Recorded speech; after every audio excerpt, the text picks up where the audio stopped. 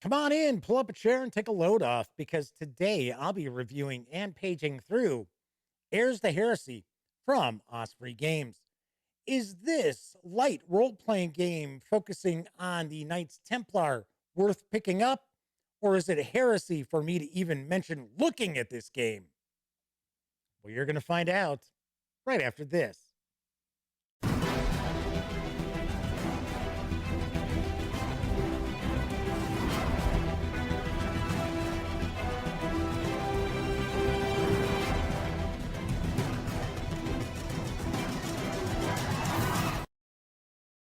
Howdy, howdy, howdy, gang. Welcome once again to the Duct Tape Studios. I'm Jeff McAleer, your host here at the Gaming Gang channel. As mentioned in the open, today I'll be reviewing Heirs to Heresy in just a couple of moments. But first, I do want to remind you that we are in the midst of the Gaming Gang October Spooktacular 2021. And that means each and every day of the month, you're going to find a brand new tabletop gaming related video at thegaminggang.com, as well as right here on the Gaming Gang channel. It might be a first look video. It could be a review, such as today's video. Or if it's Monday, Tuesday, or Wednesday, then it's a live stream of my show, the Gaming Gang Dispatch, where I bring you not only the latest in tabletop gaming news, but also first looks at a tabletop game. Of course, that streams live at 7 p.m. Central. Then, every evening in October at 9 p.m. Central, come join me as I host a spooky old-time radio broadcast, which is sure to put a chill down your spine. If you're looking for some extra Halloween fun, by all means, come on over to thegaminggang.com. All right, that said, today I am going to be reviewing Heirs to Heresy from Osprey Games. It is written by Alan Bahr. This 192-page hardcover is going to hit stores on October 28th. I believe the PDF is going to arrive on the same day. You'll be able to get that over at Drive-Thru RPG for $24.50. So let's swing on over to the other camera because here I've got Heirs to Heresy. So, few things before I jump in. Number one, want to let you know that the fine folks over at Osprey Publishing were kind enough to provide me with this review copy of Heirs to Heresy, but neither I nor anyone else affiliated with the Gaming Gang has received any other sort of compensation for me to share my thoughts about this game with you. These days, it's important that you know that. Also, should point out, I am going to stay picture in picture up here. So I am going to be cutting off the upper left portion of this book as we take a peek through it. We're not going to take a look at each and every page in this book. I just want to give you a good feeling about the game, what's in it, what the mechanics are, who I feel might really enjoy this game as well, without sharing the entire book with you. That said, let's jump on in. I do want to point out, and it is mentioned in this book as well, that there are white supremacist groups that have hijacked the iconography of the Knights Templar. You are going to see that iconography throughout this book, but the author, anyone affiliated with this, myself included doing this review, got no time for that kind of nonsense. So any of that iconography is only presented in a historical context and nothing else. So we're going to get a bit of an introduction. It's going to give us some information about what are the Knights Templar and what led to their downfall. And I mean, there are different opinions. I'll share my own as we jump on into this. But one thing that you want to keep in mind too is that you don't necessarily need to have this be a 100% historically accurate game. In fact, I would say you certainly do not want that, because if that were the case, most of the Knights Templar are going to be killed. So that's going to be it. They're going to be tortured. They're going to die. Anyway, so there are different ways for you to go about this as well. Do want to also point out that this game is not designed to be played for years and years and years. This is supposed to be kind of a cinematic campaign for maybe 12 to 16 sessions of gaming. There is also effectively what's known as the rule of 30.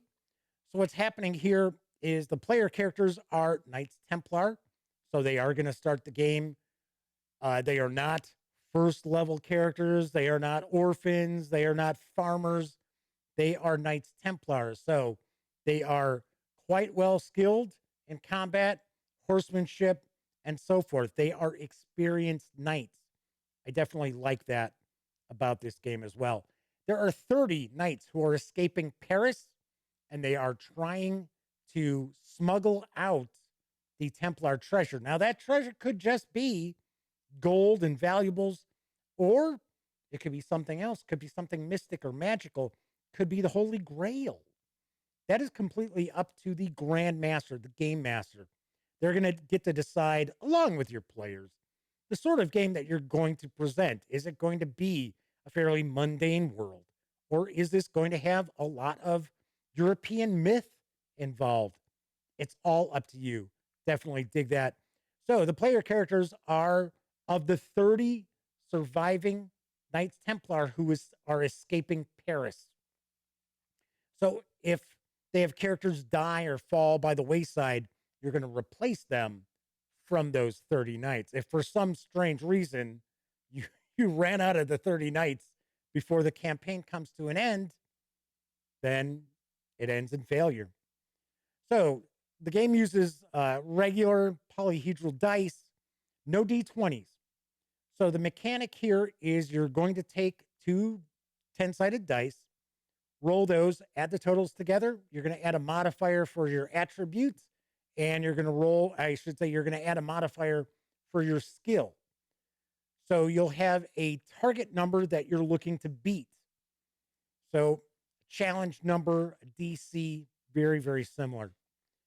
This is a very rules-like game. There's not a ton of mechanics and crunch that you need to learn. So we're going to get a bunch of information about the Knights Templar, as well as the situation in Europe in 1307. Because on October 13th, which was a Friday, one of the reasons why Friday the 13th is considered bad luck, the Knights Templar were declared heretics by the King of France. And the King of France was greedy. He wanted the Templars' gold and treasure. The Pope at that time wasn't too keen on the Templars' power and wanted to put them more in line. So the Pope was very easily drawn into the plot as well. So, as I mentioned, the player characters are trying to escape Paris with the Templar treasure. Character creation is pretty interesting. You're not rolling up dice as far as like 3 to 18 for your attributes. What you're going to do is you've got a couple of choices. You could be kind of a well-rounded, or you could be a focused sort of character. So if you're more of a focused sort of character, then you're going to get bigger bonuses to your attributes, but fewer of them. If you're more well-rounded, you're going to get lower bonuses to your attributes, but you'll get more of them. So you'll get a better spread. So if you're a focused kind of character, then you'll have 0 modifiers. So we get some information about, kind of customizing your character. What are their goals? Why did they become a Templar? So we get the process of assigning your attribute scores, and you get skill points as well. The attributes are might, vitality, quickness, intellect, and courage. So if you're a dedicated knight, that's the focused knight. You'll get +4, +4, +2, +1, +1, 0. If you're a versatile knight, it's +3, +3, +2, +2, +1, +1. There are rules for advancement. They're not super detailed. Once again, this game is designed to be a finite adventure, not a one-shot, but a finite adventure. Then we also have the skills. There are 15 skills. So I think that's pretty nicely presented. I think it covers all the bases. I know sometimes we see some of these games that have come out from Osprey and they have skills, but there's like 7 skills. And then you have to choose a focus or a specialization. That's not the case here.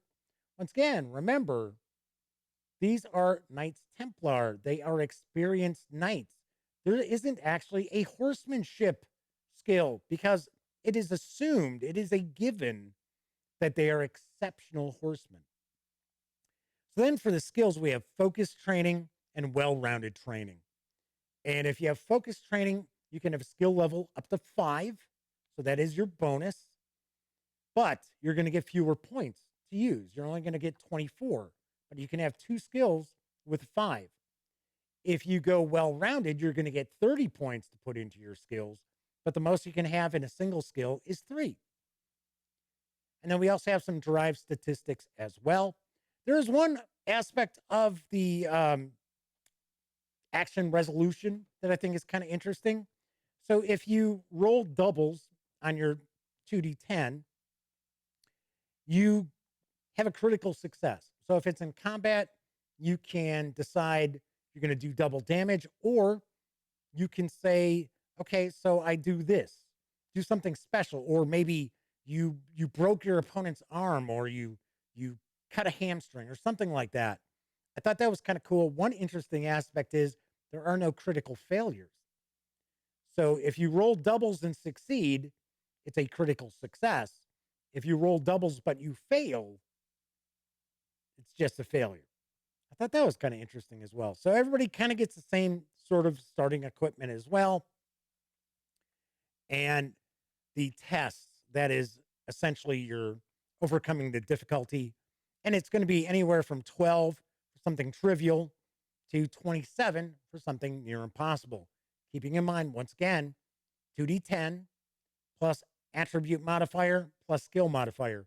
Something else I thought was pretty cool about the skills is that, for an example, there's athletics. Normally, athletics is tied to strength, or in this case, it would be might. That's not the case. It can be tied into any of your attributes, and that's something that the player is going to discuss with the game master, the grand master in this case. And I like that a lot. So it's possible that it's athletics, but you're looking more at vitality as opposed to might. I thought that's pretty cool. Also in combat, you have 2 kinds of enemies. You've got mobs and you have fearsome foes. As I mentioned before, you've got your player characters are experienced knights. So just any old jamokes, any old mob of rabble, they're going to just cut their way through. And the mobs only get an opportunity to act when a player character fails in their action. Then they get to do something. But then you also have fearsome foes, and those are like the important NPCs, the important antagonists, the important enemies in combat as well. We, as I mentioned, we also have some advancement rules. We've got some downtime rules, which I was kind of surprised because usually role-playing games that have kind of a shorter focus don't have much downtime rules. Here we do. We have mass battle rules, which are treated more along the lines of a tabletop board game, which I thought was kind of interesting. I don't know how often your player characters would be in charge of armies, but it's nice to have these short rules in there as well. So we have gifts, which are special talents that the Templar characters are going to be able to receive after so much adventuring. It's kind of like they're leveling up. It's part of the advancement rules as well. Then we get a nice, good section for the Grandmaster, for the GM, talking about how to run the game, how to create the campaign structure. Of course, regardless, however you're going to put together the campaign, Evalanis, or I think it's Evanalis is how it would be pronounced. That is where the Templars are trying to reach with the treasure. It could be just an actual physical place. It could be some mystical place. It could be on some other plane of existence. All depends on the sort of game that you are running. And then we get into the truth about the Knights Templar, which I find very interesting as far as, are the Knights really heretics? Maybe they worship demons. And that's what's really going on. Maybe the Pope and the King of France are right to declare them heretics and to hunt them down. It's a possibility. You could run your game like that. I thought that's very cool. We also will have a bit of a magic section. So you have like Gnostic magic. So you can have characters that are able to use magical spells, magical items. Once again, you can toss all that out if you're looking for more of a historically themed or styled adventure as well. Here's some of that downtime information as well, as far as in the wilderness, as well as civilization. So then we get into a bit of a bestiary. We get some NPCs. We get mythical monsters. We get regular old human foes. So here we have some sample fearsome foes. As far as humans would be knights, veteran knights. It also tells us, okay, so this would be kind of in a mundane world. These are the stats, it's the stat blocks for the enemies there. So we get a good number of entries in this as well. Then we get into the esoterica. So that's the magic and the powers. Once again, you don't have to utilize this at all, or you can kind of pick and choose how you want to plug it in. I thought it was kind of cool because we actually get a beginning adventure, which I have kind of called out Osprey on a few of their recent releases that have not included a beginning adventure, an introductory adventure, especially when it's a system that, even though this is fairly familiar, it's not super rules heavy, but you like to have an intro adventure just to kind of get a feel for how are the adventures presented, how do these mechanics work together in an adventure. So we get a short one. It's the Flight from Paris. So this is what kicks everything off. It's just a few pages long, but it's an interesting introduction to the game itself. Then we get some pre-generated characters. Then we're going to get angels and demons. Once again, you can make it all about this. Maybe those Templars really are heretics. And then we get a reference and bibliography. And that is Heirs to Heresy, the fall of the Knights Templar. Let me swing on over to the other camera so I can provide some final thoughts as well as my review score. I think it's pretty obvious that I like Heirs to Heresy. I think it is an interesting system. Of course, it is written by Alan Bahr. He is the gentleman behind the Tiny D6 system. So Tiny Dungeons, Tiny Supers, Tiny Cthulhu. He is the mastermind behind Gallant Knight Games. So I was a little, when I first saw he was the author, I was a little surprised because I thought, well, how come this wasn't released through Gallant Knight Games? And then I thought, well, the subject matter, obviously enough, I think probably is a better fit for Osprey Games because it has that historical background as well. Should point out there's artwork throughout, not a ton of artwork. The artwork's pretty good. It'll get your creative juices flowing, but there's not a ton of it in the book itself. I like the system. I think the system's pretty easy. You can easily use it for something that's just medieval. It doesn't have to be the Knights Templar. You can easily port the rules over to use it if you're even looking to do kind of a King Arthur sort of role playing game. Very, very easy to utilize this as well because, once again, they're knights. So you're playing experienced knights. You're not playing a squire becoming a knight or anything like that. All in all, I think this is a cool system for people who are looking for something that's got a historical flavor to it. And once again, you can make it as mundane or as magical and mythical as you like. I also appreciate that as well.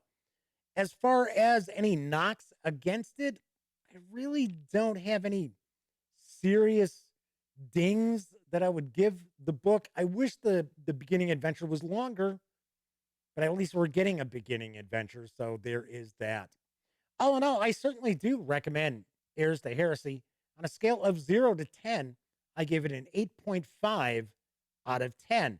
Once again, it is going to arrive in stores on October 28th. It does carry an MSRP of $35 for the hardcover, and you'll be able to get the PDF over at Drive-Thru RPG for $24.50.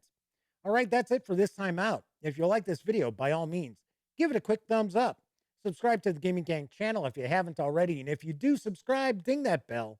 It'll not only let you know when I upload videos such as this review, it'll also inform you when my live stream, the Gaming Gang Dispatch, airs Monday, Tuesday, and Wednesday nights right here on YouTube at 7 p.m. Central, as I bring you the latest in tabletop gaming news, as well as first looks at tabletop games.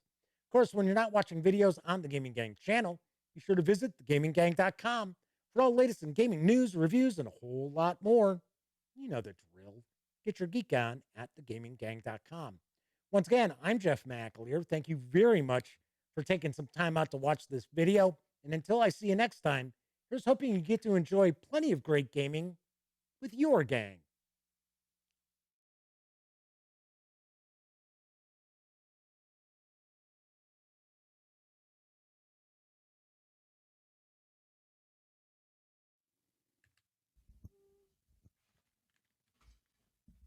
Oh, you're still here. Well, while you're kicking it, how about subscribing to the Gaming Gang channel? Or seeing the latest episode of the Gaming Gang Dispatch?